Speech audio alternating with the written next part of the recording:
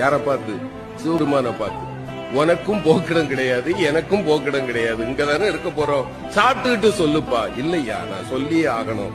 அந்த ஏழை சிரித்து கொண்டே சொன்னார், என்ன பெருசா சொல்லிட போற, நீ யார், அவ்வளவுதானே, நான் சொல்லவா, நீ பரம்பொருள், இங்கு கோயில் கொண்டிருக்கக்கூடிய காசி விஸ்வநாதன், நீ சரிதானப்பான்னா.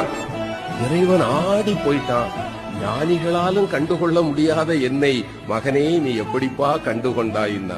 அந்த ஏழை சொன்னா, இந்த ஊர்ல யாருமே என்ன மனுஷனா பார்க்க மாட்டாங்க ஐயா, என்ன பார்த்தா 100 அடி தள்ளி போயிடுவாங்க. ஆனால் என்னைக்கு சமமாக அமர்ந்து அழுகி போன என் கையில் இருக்கிற உணவை கூட உண்பதற்கு ஒருவன் கையேந்துவான் என்றால் என் கருணை கடலே, உன்னை தவிர வேறு யாரால் ஐயா இது முடியும்?